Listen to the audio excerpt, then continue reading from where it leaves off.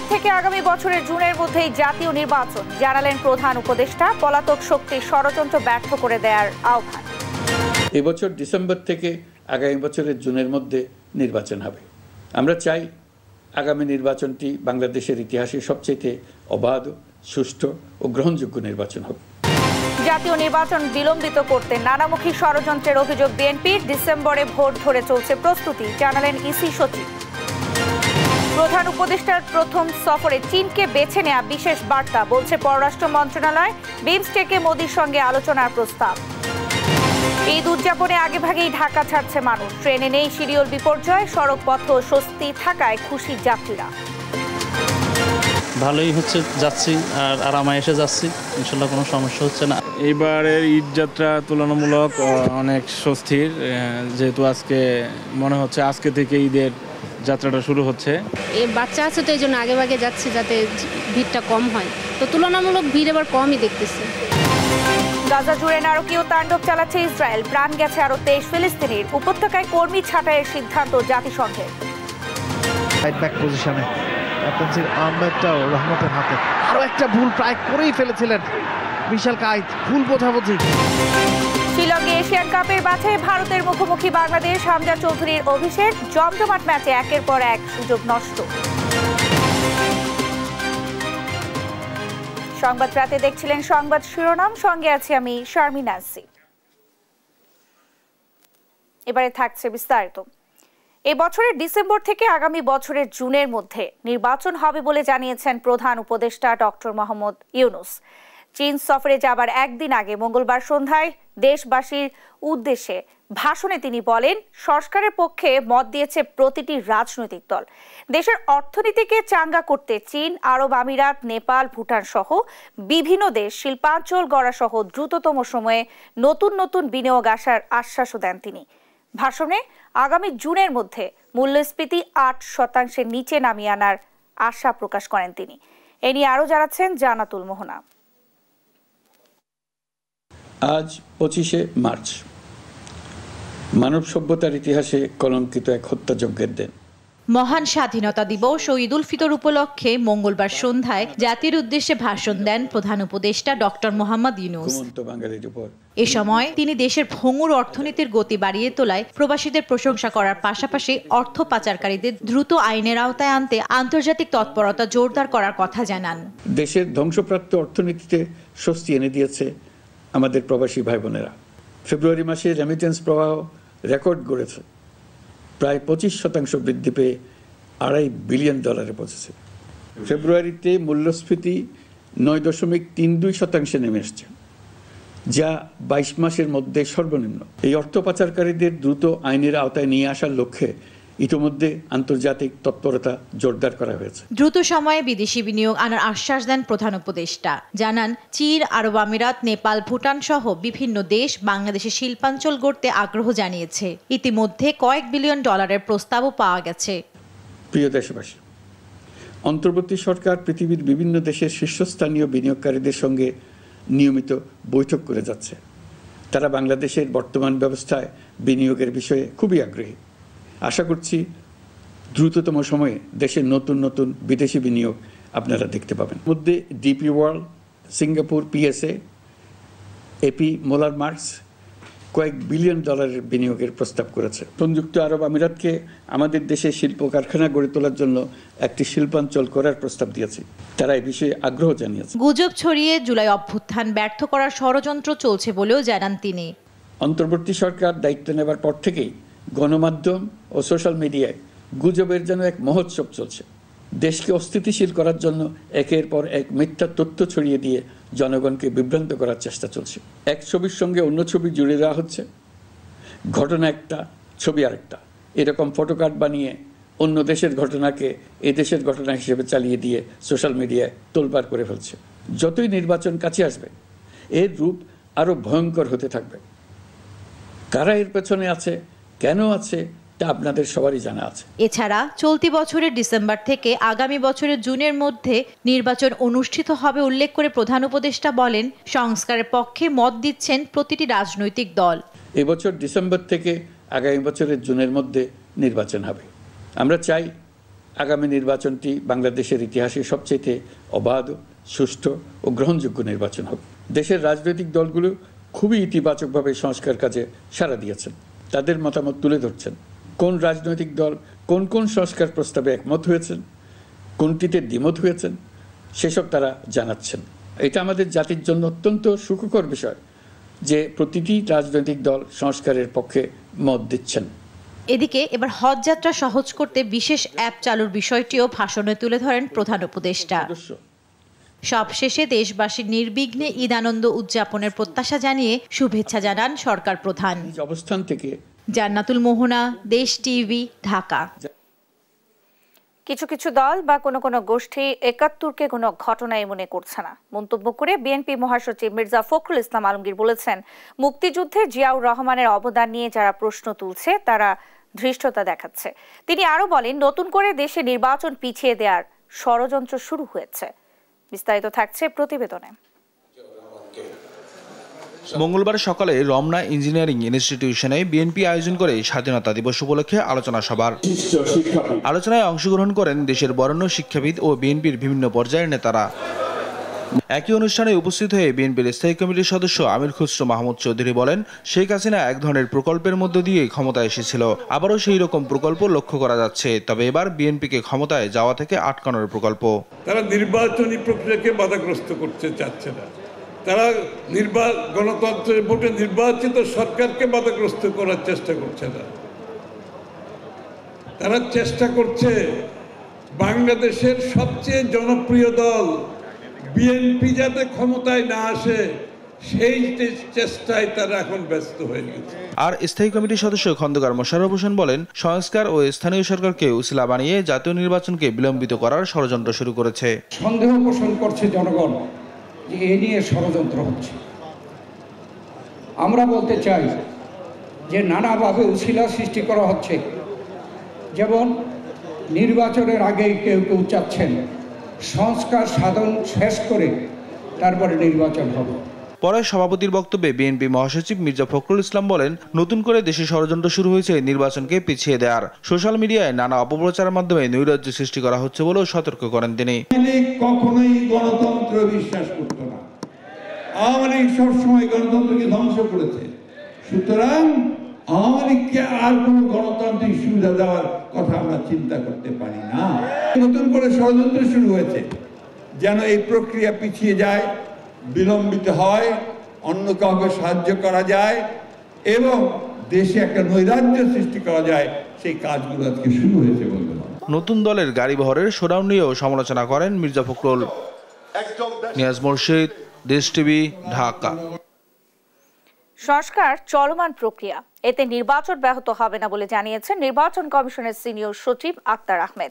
আগামী ডিসেম্বরে জাতীয় নির্বাচনের প্রস্তুতি চলছে জানিয়ে তিনি বলেন, দুর্নীতি ও অনিয়মে সম্পৃক্ত ব্যক্তিকে দলীয় পদ বা নির্বাচনে মনোনয়ন না দেওয়া সহ নির্বাচন ব্যবস্থার সংস্কার কমিশনের অতি শীঘ্রই বাস্তবায়নযোগ্য 9টি বিষয়ে সরকারের চাওয়া সুপারিশের বিষয়ে এখনো কোনো সিদ্ধান্ত নেয়নি কমিশন। শিউলি রায়ের রিপোর্ট, জানাচ্ছেন নাফিয়া ফারজানা।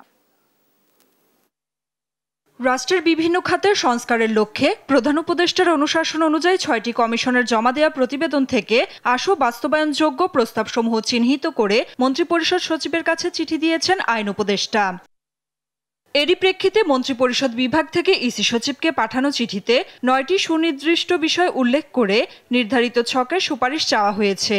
তবে এ নিয়ে কমিশন এখনো চূড়ান্ত কোনো সিদ্ধান্ত নেয়নি বলে জানান ইসি সচিব। 9টা বিষয়ের উপরে আমাদের প্রস্তাব সময়ের উপরে আমাদের মতামত চাওয়া হয়েছে। আমরা যত দ্রুত সম্ভব এটাকে আমাদের এখানকার সুপারিশগুলো সন্নিবেশ করে পাঠাতে পারবে। সংস্কার চলমান প্রক্রিয়া, এতে জাতীয় নির্বাচন ব্যাহত হবে না বলেও জানান তিনি।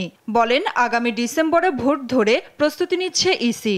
নির্বাচন এফেক্ট করবে কিনা এটা তো নির্ভর করছে অনেকগুলো প্রস্তাবনার বিষয়ের উপরে। তবে আমাদের দিক থেকে তাগিদটা হচ্ছে যে কোনো একটা জিনিস আসলে সেটা তাড়াতাড়ি নিষ্পত্তি করে দেওয়া, যাতে জিনিসটা যে ডিসেম্বরে যেটা আমাদের কথা হচ্ছে আগাগোড়াই যে জাতীয় নির্বাচন ডিসেম্বর, সেই ডিসেম্বরকে টার্গেট রেখে আমাদের এই জিনিসগুলো কাজ করার ব্যবস্থাটা আমাদের দিক থেকে। এই 9টি বিষয়ের মধ্যে কয়েকটি কেবল ইসির কাছে, বাকিগুলো ইসির পাশাপাশি আইন সংসদ ও বিচার বিভাগের কাছে মতামত চাওয়া হয়েছে।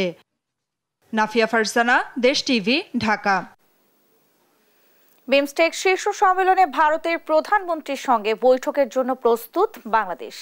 এ নিয়ে দিল্লির উত্তরের অপেক্ষায় ঢাকা, জানিয়েছেন পররাষ্ট্র সচিব জসিমউদ্দিন। দুপুরে পররাষ্ট্র মন্ত্রণালয়ের প্রধান উপদেষ্টার আসন্ন চীন ও থাইল্যান্ড সফর উপলক্ষে সংবাদ সম্মেলনে তিনি বলেন, প্রধান উপদেষ্টার দুটি সফরই গুরুত্বপূর্ণ, তবে প্রথম সফর হিসেবে চীনকে বেছে নেওয়া একটি বিশেষ বার্তা। আরো জানাচ্ছেন জানাতুল মোহনা। মঙ্গলবার দুপুরে পররাষ্ট্র মন্ত্রণালয়ের প্রধান উপদেষ্টার আসন্ন চীন ও থাইল্যান্ড সফর উপলক্ষে সংবাদ সম্মেলন করে পররাষ্ট্র মন্ত্রণালয়। এ সময় সাংবাদিকদের সাথে মত বিনিময় ও তাদের প্রশ্নের উত্তর দেন পররাষ্ট্র সচিব মোহাম্মদ জসিমউদ্দিন। বিমস্টেকে ভারত সরকার প্রধানের সঙ্গে প্রধান উপদেষ্টার বৈঠক হবে কিনা জানতে চাইলে পররাষ্ট্র সচিব জানান, বাংলাদেশ বৈঠকের জন্য প্রস্তুত। ভারত থেকে ইতিবাচক সাড়ার অপেক্ষায় পররাষ্ট্র মন্ত্রণালয়। ভারতের সাথে আমাদের সম্পর্কের যে বর্তমান প্রেক্ষাপট, সেই প্রেক্ষাপটের প্রেক্ষিতে এই বৈঠকটিকে আমরা গুরুত্ব দিয়ে দেখছি এবং আমরা আশা করি যে বৈঠকটি যদি অনুষ্ঠিত হয় তাহলে আমাদের দ্বিপাক্ষিক সম্পর্কে যে সৃষ্ট স্থবিরতা সেটা কেটে যাওয়ার সম্ভাবনা আছে। আমাদের দিক থেকে আমরা বলতে পারি যে আমরা এই বৈঠকের জন্য প্রস্তুত আছি এবং ভারতের দিক থেকে আমরা একটা ইতিবাচক উত্তরের অপেক্ষায় আছি। এ সময় চীন সফর নিয়ে তিনি বলেন, শি জিনপিং এর সাথে প্রধান উপদেষ্টার বৈঠকে বাণিজ্য, বিনিয়োগ, চিকিৎসা ও রোহিঙ্গা সমস্যা সমাধান সহ দুই দেশের স্বার্থ সংশ্লিষ্ট বেশ কিছু বিষয়ে আলোচনা হতে পারে। পরদিন 28 মার্চ সকালে মাননীয় প্রধান উপদেষ্টা চীনের গ্রেট হলে চীনের মহামান্য রাষ্ট্রপতি শি জিনপিং এর সাথে একটি দ্বিপাক্ষিক বৈঠকে মিলিত হবেন। এখানে বাংলাদেশ এবং চীনের মধ্যে বিভিন্ন দ্বিপাক্ষিক ইস্যু, তার মধ্যে বাণিজ্য আছে, বিনিয়োগ আছে, কৃষি অবকাঠামো, নবায়নযোগ্য জ্বালানি খাতে সহায়তা এবং রোহিঙ্গা সমস্যার সমাধান সহ দুই দেশের পারস্পরিক স্বার্থ সংশ্লিষ্ট সার্বিক বিষয় নিয়ে আলাপ আলোচনা হবে আমরা আশা করছি। এছাড়াও ওয়াও ফোরামে প্রধান উপদেষ্টা তার জিরো ভিশন বিশ্ব দরবারে উপস্থাপন করবেন বলেও জানান পররাষ্ট্র সচিব। জান্নাতুল মোহনা, দেশ টিভি, ঢাকা। দর্শক, মহান স্বাধীনতা দিবসে শ্রদ্ধা জানাতে সাভারের জাতীয় স্মৃতিসৌধের সব প্রস্তুতি শেষ হয়েছে। সেখানকার পরিস্থিতি জানাতে সরাসরি যোগ দিচ্ছেন সহকর্মী দেওয়ান ইমন। ইমন, স্মৃতিসৌধের পরিস্থিতি কি দেখছেন? এবার ভিন্ন কি প্রস্তুতি রয়েছে, বিস্তারিত জানাবেন। নেন্সি, আপনাকে ধন্যবাদ। আজকে শুরুতে যদি একটু বলি, আজ যেহেতু 25শে মার্চ অর্থাৎ 1971 সালের এই দিনে এই রাতেই কিন্তু ঘুমন্ত বাঙালির উপরে যেই সশস্ত্র হামলা চালিয়েছিল পাকিস্তানি বাহিনী, সেই রাতকে কিন্তু কালো রাত হিসেবে আখ্যায়িত করা হয়েছে এবং এই কালো রাতে হিসেবে কিন্তু আজকে দেখতে পাচ্ছেন যে পুরো স্মৃতিসৌধে কিন্তু আলোকসজ্জায় সজ্জিত থাকলেও এই রাত যেহেতু কালো রাত, তাই কিন্তু সেই আলোকসজ্জার কিন্তু এখানে কোনো ধরনের ব্যবস্থা আজকে রাত্রি অন্তত নেই। আর প্রস্তুতির খবর যদি নেন্সি আপনার মাধ্যমে জানাতে চাই, তাহলে এই যে আগামীকাল অর্থাৎ 26শে মার্চ প্রথম প্রহরে রাষ্ট্রপতি এবং প্রধান উপদেষ্টা মণ্ডলী সহ বিদেশি কূটনীতিকরা যে এখানে শ্রদ্ধা নিবেদনের জন্য আসবেন প্রথম প্রহরে, সেই উপলক্ষে কিন্তু সাজসজ্জা এবং সব পরিপাটির কাজ কিন্তু ইতিমধ্যেই সমাপ্ত হয়ে গিয়েছে এবং শেষ মুহূর্তে যে আইন শৃঙ্খলা বাহিনীর যেই 3 স্তরের নিরাপত্তা ব্যবস্থা সেটিও কিন্তু নেওয়া হয়েছে। এই সিসি ক্যামেরা স্থাপন থেকে শুরু করে এই স্মৃতিসৌধের আশপাশের এলাকায় কিন্তু নিচ্ছিদ্র যেই নিরাপত্তা ব্যবস্থা সেটি কিন্তু জোরদার করেছে ঢাকা জেলা পুলিশের পক্ষ থেকে। আপনার মাধ্যমে আরেকটু জানিয়ে রাখি যে এই যে আইন শৃঙ্খলা বাহিনী যারা নিয়োজিত রয়েছেন তাদের মধ্যে কিন্তু পোশাকধারী বাহিনী যেমন রয়েছে, এর পাশাপাশি কিন্তু গোয়েন্দা সংস্থার যারা রয়েছেন তারা কিন্তু সাদা পোশাকেও কিন্তু এখানে নিরাপত্তার বিষয় রয়েছে। সুতরাং নিরাপত্তা নিয়ে পুলিশের পক্ষ থেকে যে বার্তাটি আমাদেরকে জানানো হয়েছে যে নিরাপত্তার কিন্তু কোনো ঘাটতি এখানে নেই।